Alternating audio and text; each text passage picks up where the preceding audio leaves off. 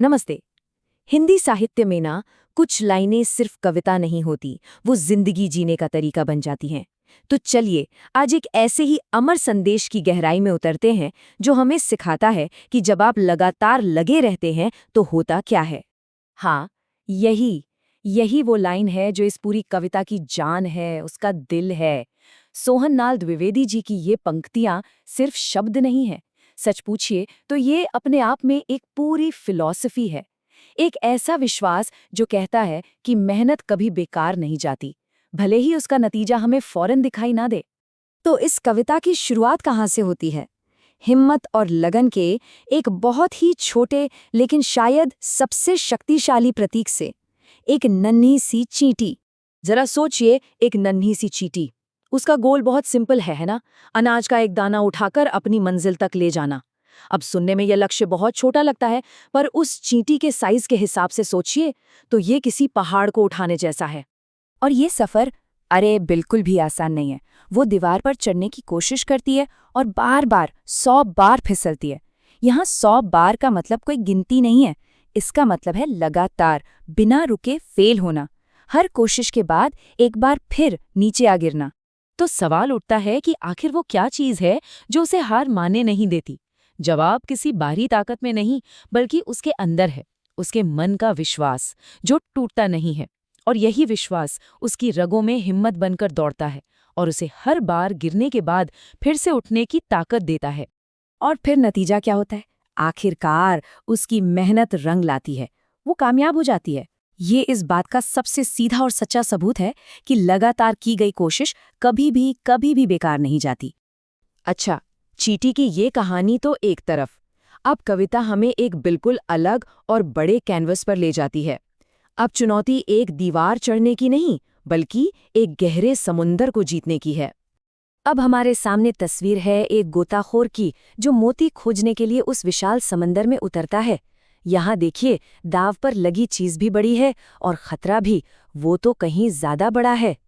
यहाँ कोशिश और नतीजे के बीच का फासला एकदम साफ दिखता है। गोताखोर बार बार अपनी जान जोखिम में डालकर समंदर की गहराई में जाता है, लेकिन नतीजा हर बार खाली हाथ वापस। मतलब मेहनत और रिजल्ट में जमीन आसमान का फर्क है। और यही तो इस कविता का असली जादू है।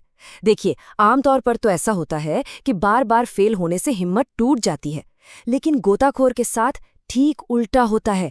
हर बार खाली हाथ लौटना उसके जोश को कम नहीं करता, बल्कि दोगुना कर देता है। ये हैरानी ही उसकी ताकत बन जाती है। तो फिर इस डबल जोश का, इस दोगुने उत्साह का नतीजा क्या निकलता है? नतीजा ये कि आखिरकार कामयाबी मिलती है। उसकी मुट्ठी हर बार खाली नहीं रहती। अंत में वो कीमती मोती उसे मिल ही जाता है, जो उसके कभी न हार मानने वाले जज्बे का इनाम है। तो इन दो कहानियों के बाद कविता का मैसेज और भी ज्यादा डायरेक्ट हो जाता है। अब बात किसी चींटी या गोताखोर की नहीं, बल्कि हम सबके संघर्ष की है।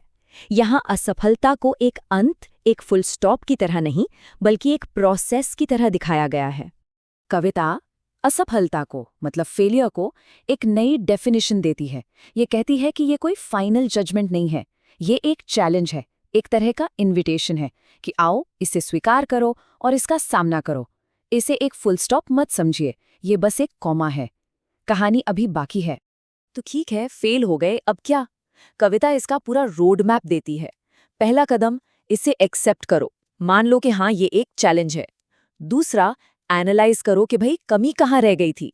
तीसरा, उन कमियों को सुधारो।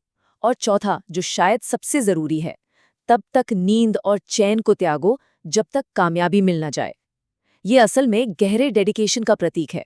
चलिए, अब हम कविता के सबसे शक्तिशाली हिस्से पर, उसके कंक्लूजन पर पहुंचते हैं, जो संघर्ष और जीत के रिश्ते को बड़े ही खूबसूरत ढंग से हमारे सामने रखता है। कविता यहाँ सीधे सीधे एक अपील करती है। जिंदगी को एक संघर्ष का मैदान, एक बैटलफील्ड बताया गया है, और संदेश एकदम साफ है।